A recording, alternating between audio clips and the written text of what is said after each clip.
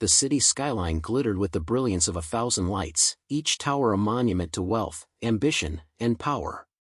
In this world of opulence, the air seemed thick with arrogance and entitlement, a place where decisions were made on the edge of indulgence rather than morality.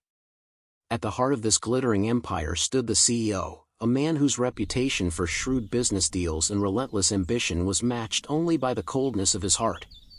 His penthouse apartment overlooked the city, a palace of marble floors, gold accents, and walls lined with priceless art, yet the grandeur could not hide the emptiness that lay within him.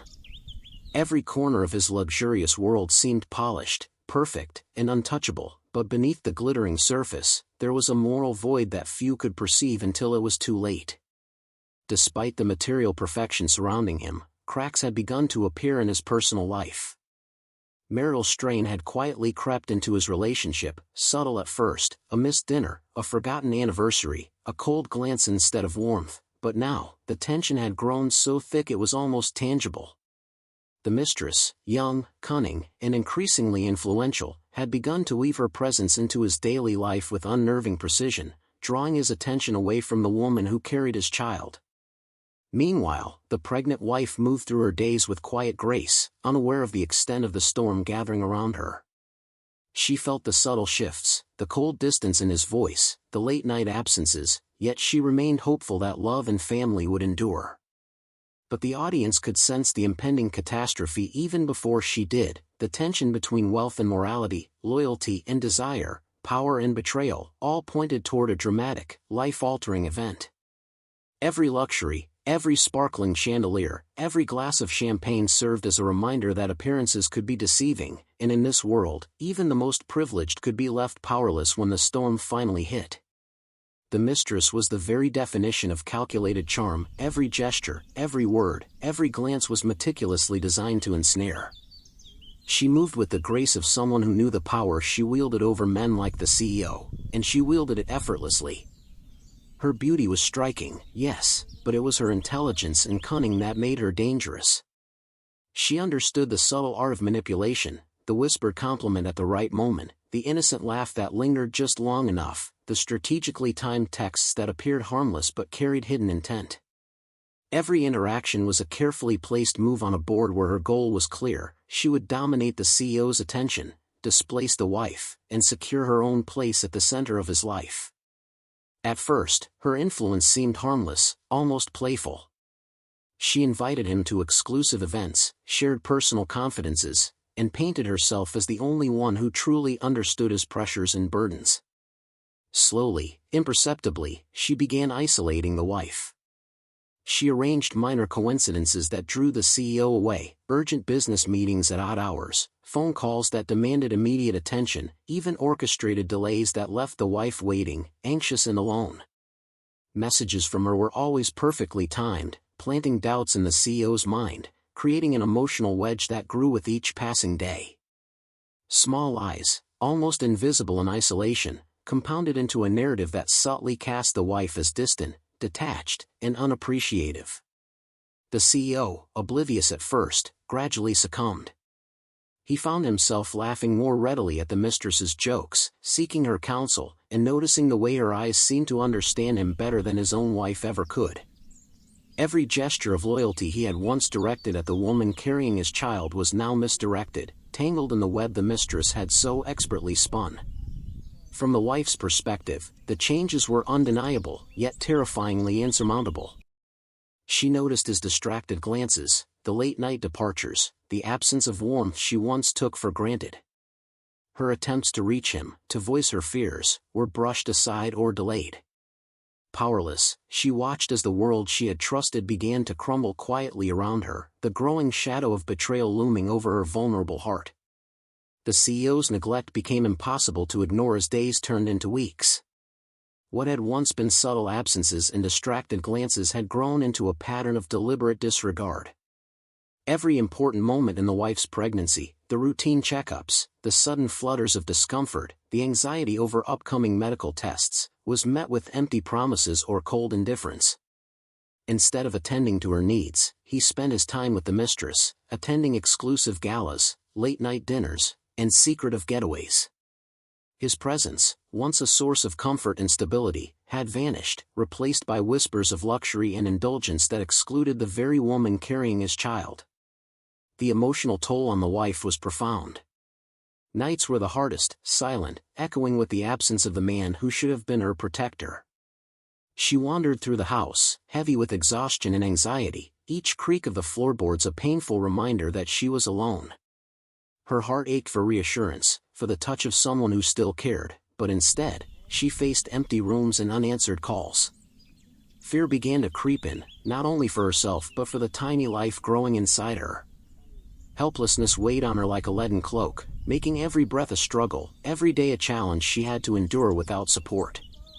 Staff and family members began to notice. Housekeepers whispered about his long absences, friends remarked on the change in his behavior, and relatives questioned his priorities. Some tried to intervene, to remind him of his responsibilities, but he waved them off with a smile, dismissing their concerns as trivial or overblown. Yet the tension in the household was palpable, the air thick with unspoken accusations and silent disappointment. For the audience, the sense of injustice was unbearable. Every moment of his selfish indulgence, every instance of neglect, fueled a growing anticipation for karmic justice. Viewers could feel the weight of impending consequences, the inevitability of a reckoning that would shatter the CEO's carefully curated world. The stage was perfectly set, a man blinded by desire, a wife betrayed and vulnerable, and a universe poised to deliver its long-overdue retribution. The evening began like any other, but the air in the penthouse felt heavier, charged with a tension that no one could see coming.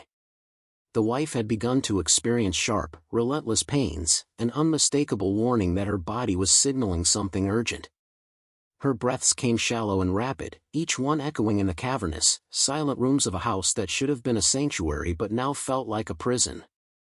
Panic gnawed at the edges of her mind as she realized she was utterly alone. Every attempt to call for help, reaching for her phone, dialing the numbers of doctors, friends, even the CEO, was met with silence or unanswered calls. Her fingers trembled over the screen, the cold glow illuminating the fear etched across her face. Outside the walls of her struggle, the CEO was far removed from the reality unfolding. He laughed easily with the mistress at a luxury gala, champagne in hand, oblivious to the torment his absence was causing. Each toast, each flirtatious glance toward the mistress, struck a brutal contrast against the wife's desperation. She imagined his laughter as a cruel echo, a reminder that the man who should have been by her side, protecting her in these final critical hours, had chosen indulgence over responsibility.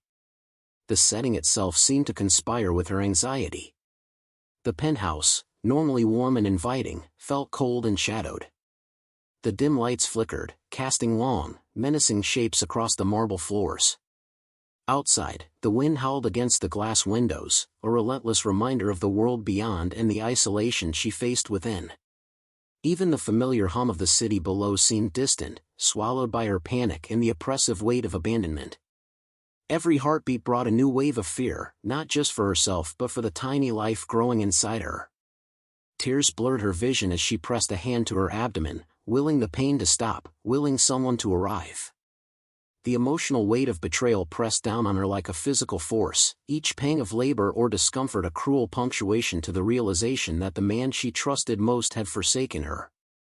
In these final hours, the stark contrast between vulnerability and indulgence, between suffering and selfishness, painted a harrowing picture of betrayal that would define the rest of her story.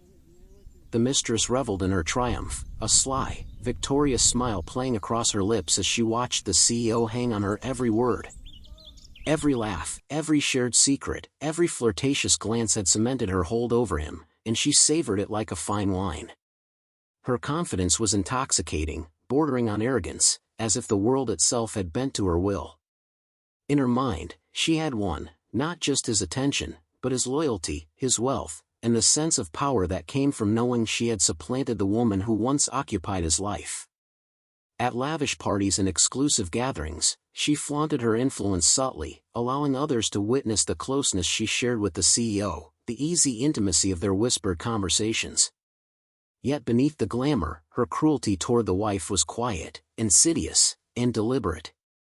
A passing comment about loyalty, a shared joke with friends that implied the wife's absence or weakness, even the way she subtly ensured the CEO overlooked important calls or messages from his pregnant spouse, all small acts that compounded the sense of humiliation the wife endured. The audience, aware of her manipulations, could feel the tension building, the anger simmering at every calculated move.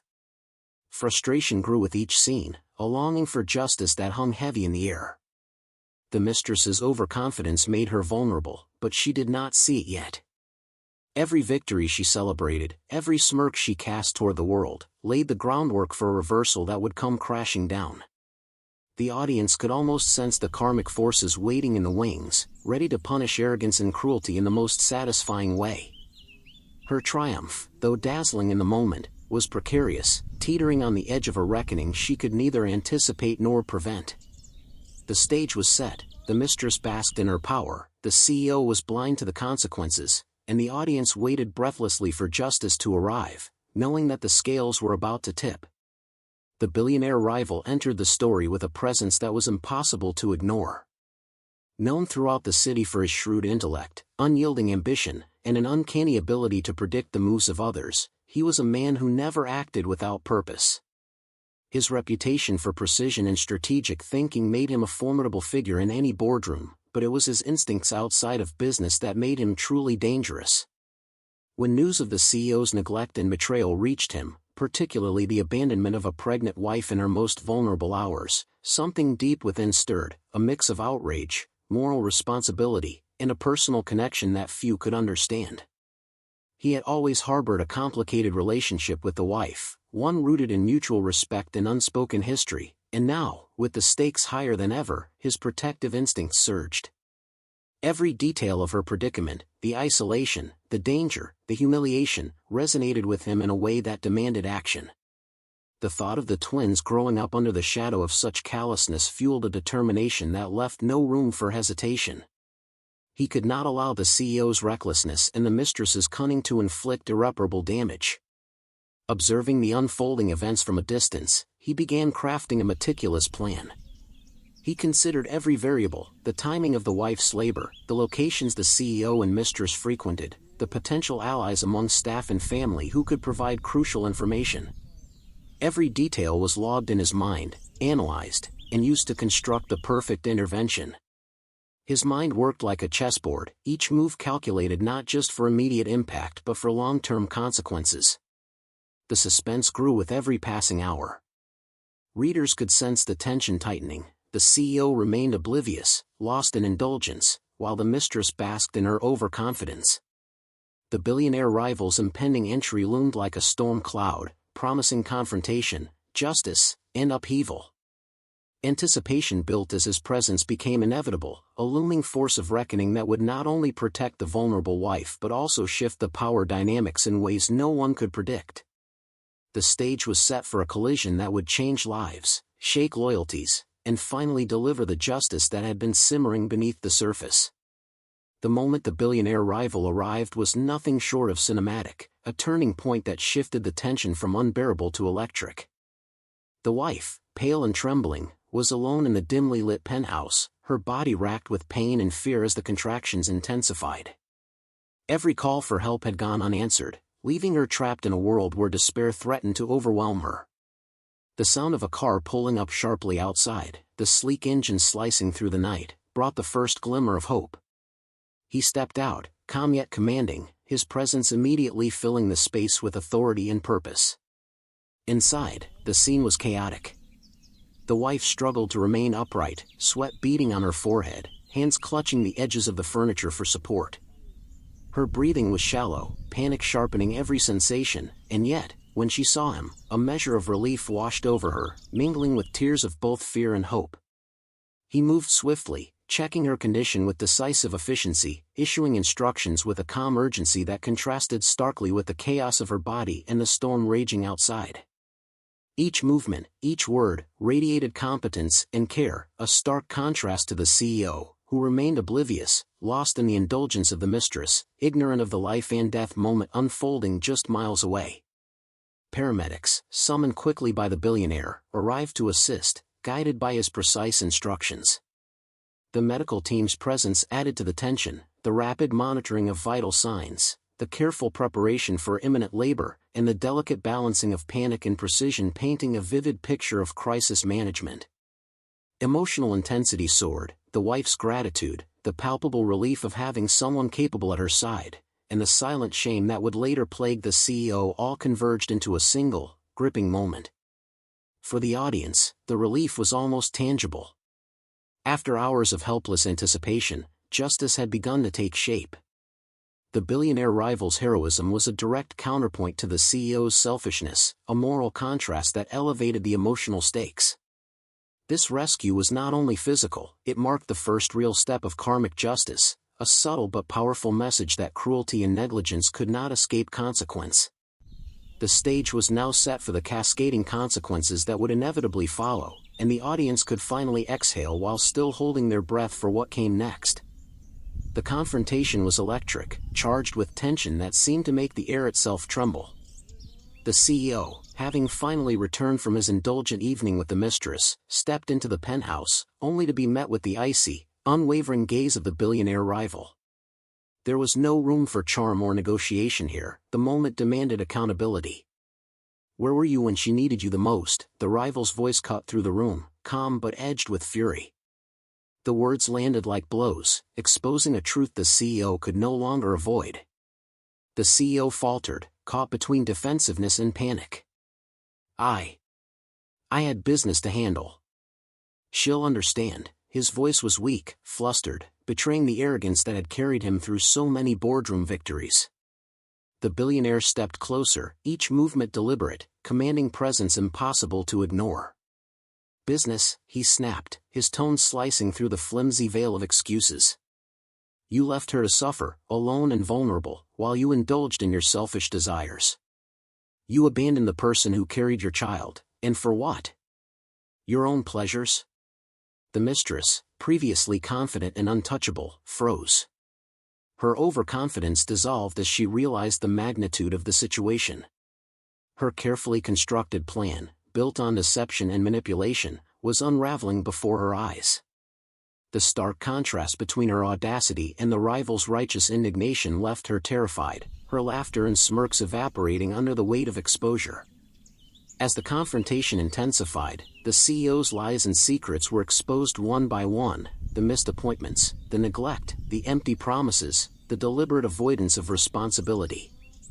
Every selfish choice, once hidden behind charm and authority, now stood illuminated, undeniable and damning. The audience could feel the weight of justice pressing down, the satisfaction of seeing cruelty confronted, and betrayal unmasked. "You thought no one would notice, that you could manipulate everyone around you," the rival continued, his voice steady yet filled with moral authority. "But actions have consequences. And this time, the consequences aren't just paper losses or public embarrassment, they strike at the heart of the life you endangered." In that moment, the power shifted palpably. The CEO's arrogance crumbled, the mistress's shock was complete, and the audience witnessed the beginning of justice, long overdue and long awaited, taking its first resolute steps. The air in the hospital delivery room was thick with anticipation and tension. Each contraction brought a mixture of pain and hope, a physical reminder that new life was about to enter the world. The wife, exhausted yet determined, gripped the hands of the billionaire rival, whose presence radiated calm authority and unwavering support. The medical team worked with precision, but it was the quiet, steadfast reassurance of the billionaire that anchored her through the storm of emotions. Every moment felt monumental, each breath a fragile thread connecting fear, hope, and impending joy. When the twins finally arrived, the room erupted in a mix of relief and awe. Their cries pierced the tense air, filling it with life, innocence, and promise. Tears streamed down the wife's face as the weight of her ordeal lifted for a fleeting, miraculous moment. Gratitude toward the billionaire rival flooded her heart. He had been her anchor, protector, and savior during her darkest hours. The audience, witnessing the culmination of suspense, felt a profound sense of awe and satisfaction at the miracle of life intertwined with justice. It was then, in the quiet moments after the initial chaos, that the shocking truth revealed itself. The billionaire rival, long a figure of respect and enigma, had a connection to the twins that went deeper than mere protection. Whether through legal guardianship, familial ties, or a pre-existing bond, it became clear that these children were now in the care of someone who embodied integrity, compassion, and vigilance, the exact opposite of the CEO who had abandoned them. Meanwhile, the CEO, oblivious to the profound life shift occurring, was left in a state of helpless humiliation. His neglect, his arrogance, and his selfish indulgence now stood in stark contrast to the nurturing, attentive care surrounding the wife and twins. The power dynamics had shifted irrevocably. The children, the most vulnerable, were now securely placed with someone just, protective, and morally upright. The moment was not just about new life, it was about justice, restoration, and the triumph of loyalty and virtue over betrayal. The family, though fractured by deceit, now had a chance to rebuild under the guidance of someone who truly deserved their trust and devotion. The CEO's world, once polished and untouchable, began to crumble with devastating speed. Word of his abandonment, negligence, and selfish indulgence spread like wildfire through both social circles and business networks. Invitations were rescinded, deals were stalled, and his carefully cultivated reputation, built over decades of ruthless ambition, began to unravel. Board members questioned his judgment, business partners hesitated to trust a man whose priorities had clearly shifted toward indulgence over responsibility. The financial empire he had built on cunning and calculated risk was now overshadowed by the fallout from his personal failings, leaving him exposed in ways he had never anticipated. Humiliation followed swiftly. Public scrutiny and gossip amplified the magnitude of his betrayal. Stories of the pregnant wife left in isolation, coupled with the mistress's exposed schemes, painted him as callous, irresponsible, and morally bankrupt. Friends who had once admired his power now looked at him with a mixture of pity and disdain. The weight of personal guilt began to gnaw at him, an inescapable reminder of the moments he had chosen selfish pleasure over duty, leaving the person who needed him most to fend for herself. Every memory of laughter with the mistress became a bitter reminder of his failures. The mistress, once triumphant and fearless, reacted with fear and uncertainty. Her overconfidence evaporated as she realized that her schemes could no longer shield her from consequence. The CEO's inability to protect her, and the looming accountability from legal, social, and emotional fronts, forced her into retreat. Abandonment, betrayal, and the stark reality of karmic justice now loomed over her as much as the CEO himself. For the wife, the consequences of his downfall provided profound emotional closure. She watched the man who had abandoned her face the consequences of his own choices, a mixture of vindication and relief washing over her. The moral arc had finally completed its course, betrayal punished, justice served, and life restored to those who had endured hardship. The audience felt the full satisfaction of karmic balance, arrogance humbled, cruelty confronted, and the vulnerable ultimately protected by courage, loyalty, and integrity. In the quiet aftermath of turmoil, the wife began to reclaim her life, step by deliberate step.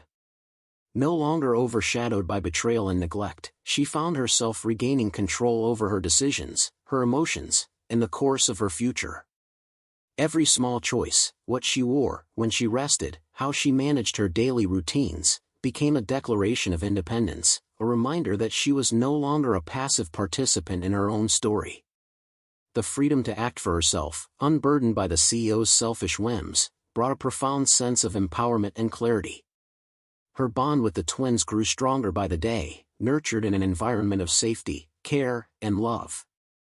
Their tiny hands grasping hers, their innocent eyes reflecting trust and affection, reminded her of the stakes she had endured and the resilience she had discovered within herself. Alongside the billionaire stepfather, whose protective presence now offered stability and guidance, she found a renewed sense of family and partnership built on respect, loyalty, and genuine care. The warmth of their support and the security of the children's well-being fortified her confidence, creating a space where healing could flourish.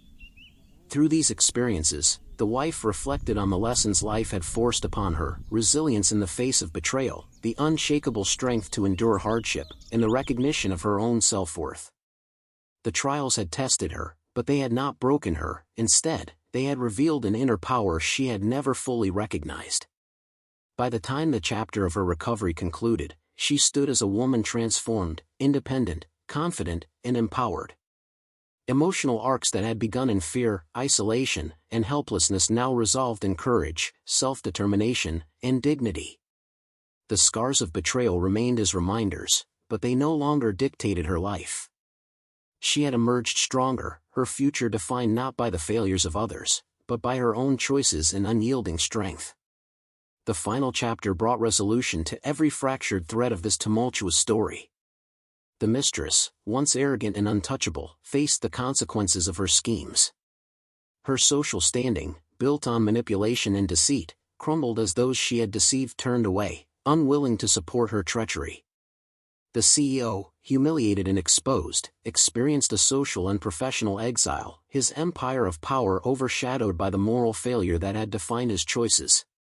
Invitations, alliances, and opportunities evaporated, leaving him isolated and forced to confront the devastating impact of his own selfishness. Amid the fallout, the family unit that truly mattered, the wife, the twins, and the protective billionaire stepfather, stood united and unbroken. Their bond, forged through adversity, betrayal, and triumph, became a source of strength, demonstrating that loyalty, courage, and integrity endure even when surrounded by deceit. The emotional weight of the story shifted from despair to empowerment, as justice was not only delivered but witnessed in its most complete form. The audience experienced a profound sense of satisfaction, watching the moral arc come full circle. Those who had betrayed were punished, and those who had endured were rewarded with safety, love, and respect. The narrative's moral clarity shone through unmistakably. Betrayal, no matter how cunning or pervasive, cannot ultimately triumph over justice. Each character's fate underscored the consequences of their choices, while the survivor's triumphs illustrated the power of resilience, moral fortitude, and righteous action. As the story closed, the wife, now fully healed and empowered, held her twins close, their tiny hands clasped around hers, and breathed in a peace she had earned through struggle and endurance. The future that had once seemed uncertain and fragile now glimmered with hope and security. Justice had been served, betrayal had been punished, and life had returned to those deserving it most. In the quiet strength of her embrace, it was clear that the wife's journey had not only survived adversity, it had flourished, ensuring a secure, loving, and unshakable future for herself and her children.